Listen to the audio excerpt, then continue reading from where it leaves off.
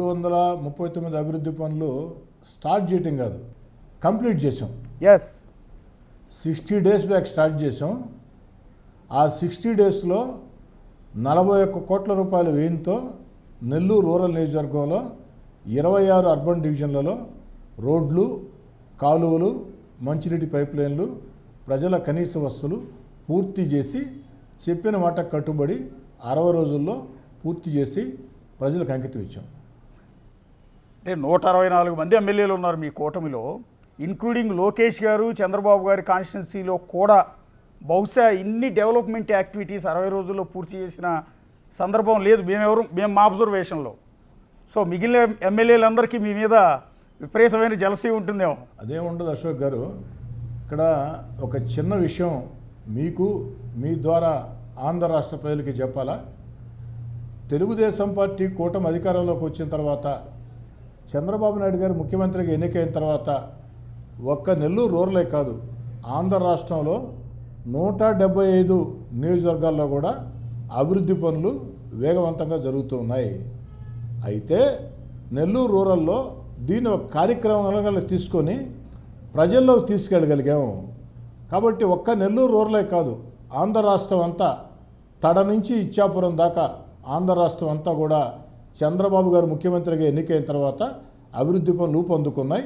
ఒక పక్క సంక్షేమ పథకాలు కొనసాగిస్తూ, మరో పక్క ఎన్నికల్లో ఇచ్చిన హామీల్ని ఒక్కొక్కటి నెరవేర్చుకుంటూ వస్తూ, పోలవరాన్ని పరుగులు తీయిస్తూ, అమరావతి రాజధానిని నిర్మిస్తూ, మన బిడ్డలకు ఉద్యోగాలు వచ్చేదానికి పెట్టుబడులు ఆకర్షిస్తూ, అంటే ఈ రాష్ట్రం ఉండే పరిస్థితుల్లో గత వైఎస్ఆర్ కాంగ్రెస్ పార్టీ ప్రభుత్వ విధానాలతో ఆర్థికంగా సర్వనాశనం అయిపోయిన ఆంధ్ర రాష్ట్రాన్ని ఈరోజు వేరే ఎవరు ముఖ్యమంత్రిగా ఉన్నా కూడా ఇది సాధ్యమే ఉండేది కాదు.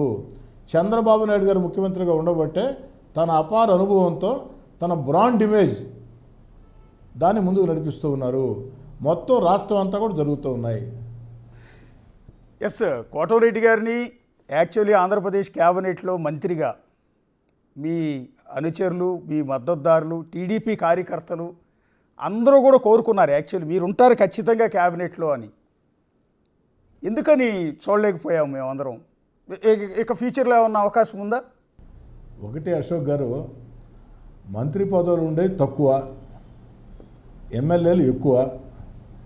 రెండు, మంత్రి పదవి అనేది రకరకాల సమీకరణలు ముఖ్యమంత్రి చంద్రబాబు నాయుడు గారికి ఆ యొక్క సమీకరణలో భాగంగా రకరకాల వ్యక్తుల్ని తీసుకోవాల్సి ఉంటుంది. అయితే మీరు అనొచ్చు, మీరు మంత్రి పదవి ఆశించలేదా అని. నేను 100% ఆశించా, దాంట్లో ఏ అనుమానం లేదు. ఎందుకంటే మంత్రి పదం ఆశించడం అనేది రాజకీయ నేతగా అది ఒక నా లక్ష్యం, దాంట్లో ఎలాంటి అనుమానంలే. అయితే ముఖ్యమంత్రి చంద్రబాబు నాయుడు గారికి, యువ నాయకుడు నారా లోకేష్ గారికి నా మీద ప్రత్యేకమైనటువంటి ప్రేమాభిమానాలు ఉన్నా 16 నెలల ముందే అధికారం వదులుకొని వైఎస్ఆర్ కాంగ్రెస్ పార్టీకి వ్యతిరేకంగా వచ్చి, నేను వైఎస్ఆర్ కాంగ్రెస్ పార్టీకి దూరంగా జరిగిన రోజు తెలుగుదేశం పార్టీ ఇంత పెద్ద ఘన విజయం సాధిస్తుందని ఎవరు ఊహించలా.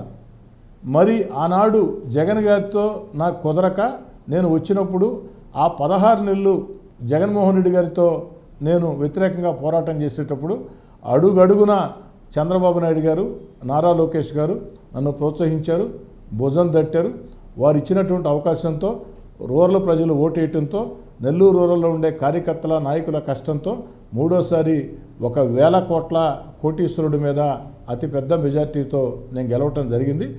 మంత్రి పదవులు అనేది ముఖ్యమంత్రి గారి ఇష్టం, వారికి ఉండే సమీకరణలను బట్టి వారు ఎంపిక చేస్తూ ఉంటారు. రావాలని కోరుకోవడం తప్పులేదు, నేనే కాదు 164 మంది ఎమ్మెల్యేలు కూడా మంత్రి పదవులు కోరుకోవడం తప్పులేదు. ఒక్కోసారి అవకాశాలు ఆ విధంగా వస్తూ ఉంటాయి. కాబట్టి అవకాశం రాలేదని ఖచ్చితంగా బాధ ఉంటుంది, బాధ లేదని నేను చెప్పను. కానీ రాలేదని చెప్పని నేను గమ్ముగుండటం, అసంతృప్తి, ఇవి నాకు అలవాట్లేని పనులు. నిరంతరం ప్రజల్లో ఉండటం, ప్రజల్లో తెలుగుదేశం పార్టీ పట్ల గౌరవాన్ని పెంచటం, చంద్రబాబు నాయుడు గారు చేస్తున్నటువంటి ఆ యొక్క పనుల్ని ప్రజల్లోకి విస్తృతంగా తీసుకుపోవటం నాకు కానీ, నా తమ్ముడు కోటమిరెడ్డి గిరికి కానీ మాకు ఇష్టం. మేము జనంతో ఉంటాం, జనం కోసం పనిచేస్తాం. మేము ఉన్నటువంటి పార్టీ గౌరవం పెరిగేదానికే పనిచేస్తాం. మాతో నడిచే కార్యకర్తల, నాయకుల వారి గౌరవాన్ని కాపాడేదానికి వారి పరిరక్షణ కోసం నిరంతరం పనిచేస్తాం, నేను కానీ నా తమ్ముడు కోటమిరెడ్డి గిరి కానీ. అంటే బేసిక్గా 164 మంది మంత్రి పదవులు ఎక్స్పెక్ట్ చేయటం వేరు, కోటమిరెడ్డి స్థానం వేరు కదా. అంటే మీ ఈక్వేషన్లో పర్టికులర్గా నెల్లూరు జిల్లా, ఆ నెల్లూరు జిల్లాలో పార్టీని గెలిపించడం, రెండోది రెడ్డి సామాజిక వర్గం నుంచి రావటం, మూడు అధికార పార్టీని వదిలిపెట్టి ఆ రోజు కష్టకాలంలో కేవలం 23 సీట్లతో పరిమితం అయిపోయి నలుగురు ఆల్రెడీ పార్టీ జంప్ అయిపోయే ఎమ్మెల్యేలు, చాలా క్లిష్ట దశలో ఉన్న దశలో మీరు పార్టీ వదులుకుని అధికారాన్ని వదులుకుని ఈ పార్టీలోకి వచ్చారు. సో అలాంటి వ్యక్తికి మంత్రిగా చూడాలనుకోవటం అనేది మీ కార్యకర్తలు తప్పు కాదు, సో టీడీపీ ఎక్స్పెక్ట్ చేయటం కూడా తప్పేమి కాదు. అందుకు నేను అంటున్నది. జరిగిపోయింది అశోక్ గారు. మంత్రి పదవి నాకు ఇవ్వకున్నా నాకు చంద్రబాబు నాయుడు గారు, లోకేష్ గారు ప్రత్యేకమైనటువంటి ప్రాధాన్యత ఇస్తారు, నన్ను ఆ విధంగా గౌరవిస్తారు. కాబట్టి జరిగిపోయింది కాబట్టి దాని గురించి అంతకంటే మాట్లాడుకోవాల్సిన అవసరం లేదని నా అభిప్రాయం. అంటే మీకు వైఎస్ఆర్ కాంగ్రెస్ పార్టీ ప్రభుత్వం ఉన్నప్పుడే యాక్చువల్లీ జగన్ గారు మీకు మంత్రి పదవి ఇస్తానని మోసం చేశారు ఒక విధంగా. అదే నేను ఏమంటానంటే దాని మోసం అన్న పెద్ద పదం కూడా వాడటం నాకు ఇష్టం లేదు. జగన్మోహన్ రెడ్డి గారు 2019 ముందు నాలాంటి వాళ్ళకి 4 గోడల మధ్యలో చెప్పారు. బహిరంగంగానే కొంతమంది ఎమ్మెల్యేలకి బహిరంగ సభల్లోనే చెప్పారు. కానీ వాటిలో చాలా వరకు నోచుకోవాలి, కొన్ని నోచుకున్నాయి, కొన్ని నోచుకోవాలి. అది అప్పటి ముఖ్యమంత్రి గారి పరిస్థితులను బట్టి, వారికి ఉన్నటువంటి వెసులుబాటు బట్టి ఉంటుంది. కాబట్టి జగన్ గారు చెప్పిన మాట వాస్తవం, కానీ నాకు చెప్పి 4 గోడల మధ్యలోనే. కానీ కొంతమందిని అయితే బహిరంగ సభలో ప్రకటించారు. ఏమైంది? చేయగలిగారా? చేయలేదు కదా. సో అంటే అక్కడ ఆ ప్రభుత్వంలో మీరు అత్యధికంగా అప్పట్లో ఇష్టపడిన వైఎస్ రాజశేఖర రెడ్డి గారంటే మీరు ఎంత అభిమానం, జగన్ మీరు ఎంతగా అభిమానించారు అనేది మా అందరికీ తెలుసు. అంతగా అభిమానించిన ఆ పార్టీలో మంత్రి పదవి రాలేదు.